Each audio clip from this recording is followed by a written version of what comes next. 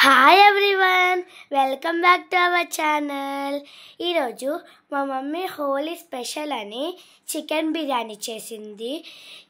సింపుల్గా టేస్టీగా ఎలా చేయాలో మా మమ్మీ చెప్పిద్ది. ప్రాసెస్లోకి వెళ్ళిపోదాం. హాయ్ అండి, ఈరోజు మనం చికెన్ బిర్యానీ ఎలా చేసుకోవాలో చూసేద్దాము. ముందుగా 1/2 kg చికెన్ తీసుకొని శుభ్రంగా వాష్ చేసి మనం బిర్యానీ ఏ బౌల్లో అయితే చేయాలనుకుంటున్నామో ఆ బౌల్లోకి యాడ్ చేసుకుందాము. ఇప్పుడు మనం టేస్ట్ సరిపడా ఉప్పుని యాడ్ చేశాను, 1/2 టీ స్పూను పసుపు, టేస్ట్ సరిపడా కారం, మీ స్పైసీనెస్ బట్టి మీరు కారం అనేది యాడ్ చేసుకోండి. 2 స్పూన్లు అల్లం వెల్లుల్లి పేస్టు, మనం ఫ్రైడ్ ఆనియన్స్ అనేది ఫ్రై చేసుకుందాం కదా, అందులోని ఆయిల్ 4 టేబుల్ స్పూన్స్ యాడ్ చేసుకుందాం. ఇప్పుడు ఇందులోకి 2 టేబుల్ స్పూన్స్ ధనియా పౌడర్ ఫ్రెష్గా దంచి వేస్తున్నానండి. చాలా బాగుంటుంది ఇలా ఫ్రెష్గా వేసుకోవడం వల్ల.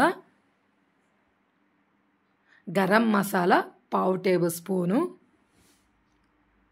చికెన్ మసాలా కూడా 1/2 టేబుల్ స్పూన్ యాడ్ చేశానండి. ఇప్పుడు 1/2 కప్పు వరకు పెరుగుని యాడ్ చేసుకోండి. మనం ఎప్పుడైనా బిర్యానీలు చేసేటప్పుడు పెరుగు యాడ్ చేయటం వల్ల మంచి టేస్ట్ అనేది వస్తుంది.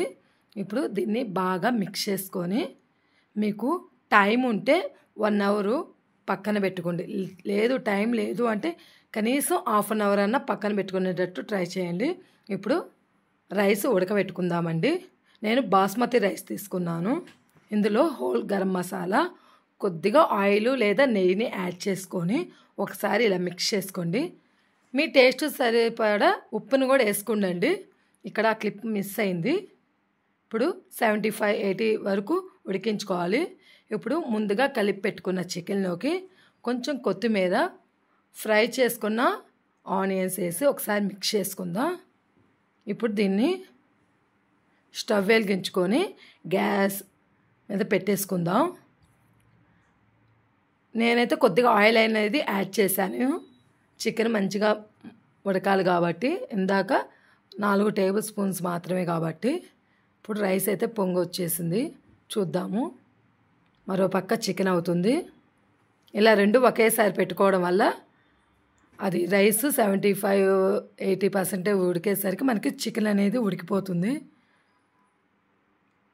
చూసారా, ఇలా నొక్కితే 2 ముక్కలు అయితే సరిపోతుంది. ఇప్పుడు స్టవ్ ఆఫ్కొని ఇప్పుడు చికెన్ కూడా ఆల్మోస్ట్ ఉడికిపోయిందండి. ఇప్పుడు మనం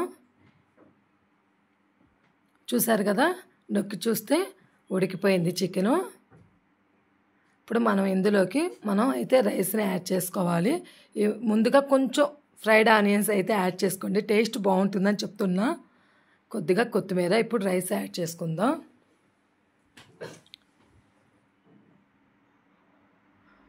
ఒక లేయర్గా ఇలా యాడ్ చేసుకున్నాక కొంచెం కొత్తిమీర, ఫ్రైడ్ ఆనియన్స్ వేసేసుకొని దీనిపైన మరొక లేయర్గా రైస్ అనేది యాడ్ చేసుకోండి.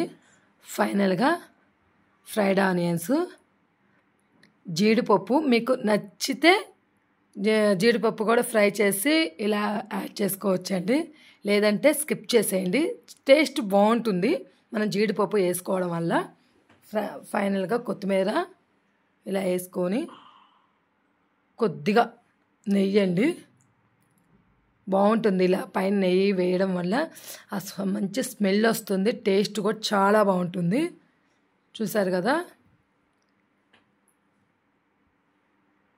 ఇప్పుడు మంటని మీడియం ఫ్లేమ్లో పెట్టుకొని మూత పెట్టుకొని 15 మినిట్స్ దమ్ చేసుకుందామండి.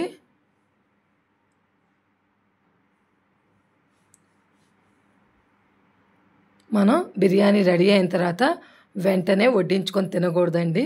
ఒక 15-20 మినిట్స్ ఆగి తినాలి, అప్పుడే బాగుంటుంది. చూసారు కదా, బిర్యానీ అయితే రెడీ అయిపోయింది. ఈ హోలీ సందర్భంగా స్పెషల్గా మా పిల్లల కోసం చేశానండి. చాలా అంటే చాలా బాగుంది ఈ హోలీ స్పెషల్ చికెన్ బిర్యానీ. మీరు కూడా ట్రై చేసి చూడండి.